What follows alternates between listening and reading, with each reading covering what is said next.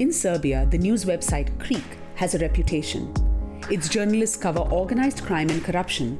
They've been at it for years.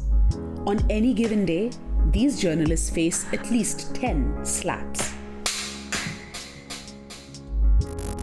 Gazeta Wyborcza is one of Poland's largest newspapers, one of the very few media outlets that takes on the ruling Law and Justice Party.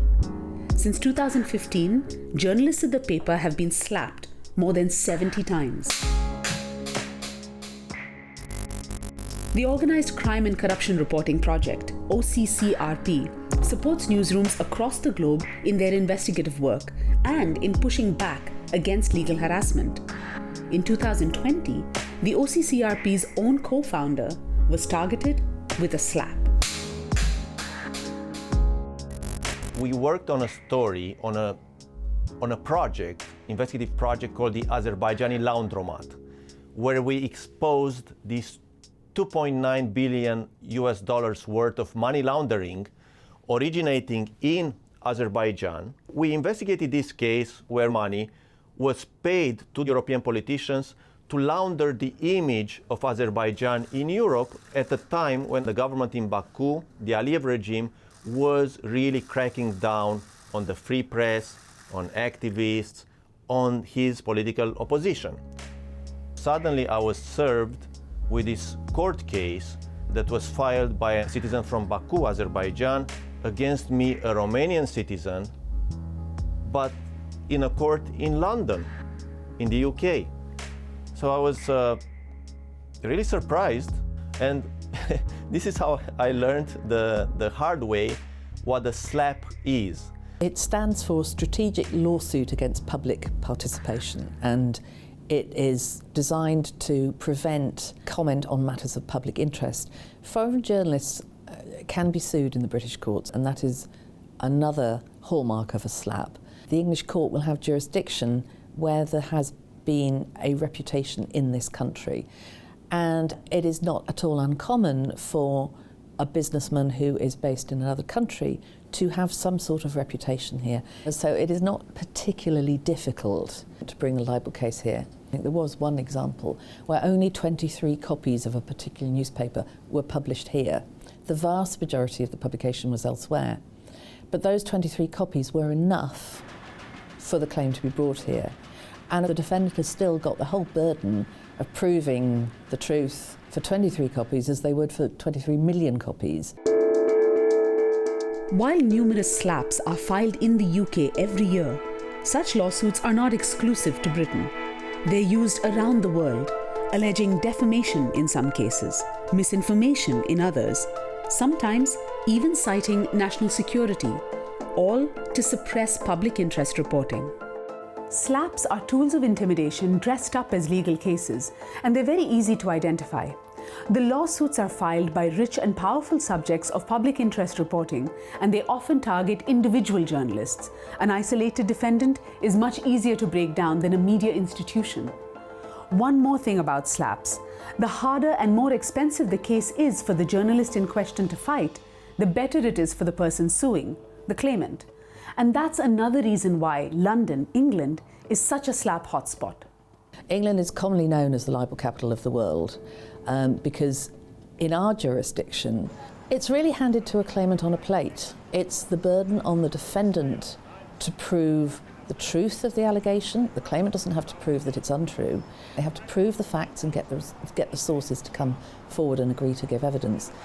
And that sounds really straightforward, but it's actually very, very difficult.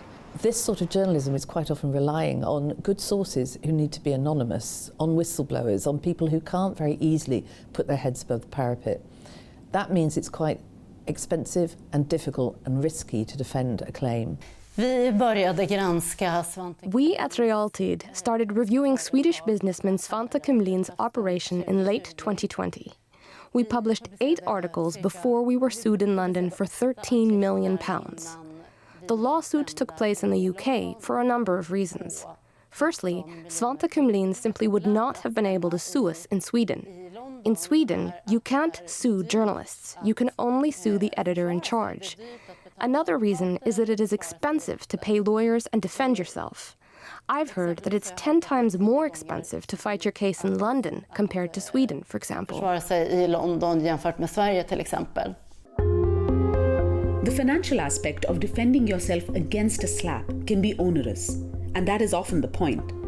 There are the legal costs, of course, but if you add complications of jurisdiction, such as a case filed in London for a matter located elsewhere entirely, then the costs of logistics, such as travel, start piling up.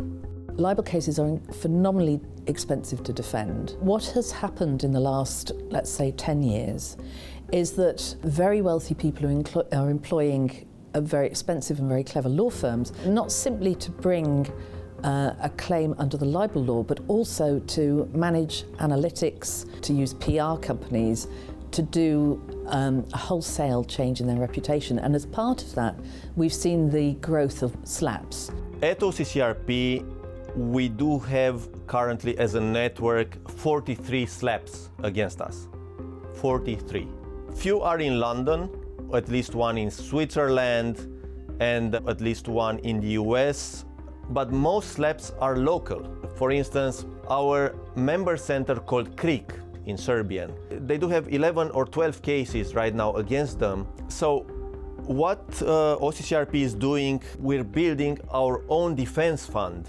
This fund is very, very important, as is cooperating with lawyers who are willing to defend journalists at very, very low cost compared to the cost in London. I mean, an hour with a lawyer in London can cost hundreds of pounds. A journalist has to be able to earn money. You don't get paid for sitting in court and defending old articles. So there are lots of suggestions about what can be done to prevent SLAPPs. For example, giving judges an opportunity to throw out a case when it is clear that it's an attempt to silence a journalist. In addition, there should also be some kind of punishment for those who use SLAPPs. There have also been proposals that it should not be possible to sue a journalist in a country other than the one in which the journalist works.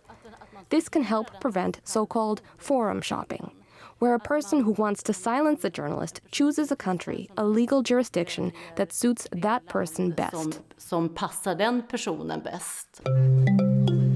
For many investigative journalists, anti-SLAPP measures are an urgent need, especially in countries like the UK, where so many cases are filed. As a tool of legal harassment, SLAPPs are very effective.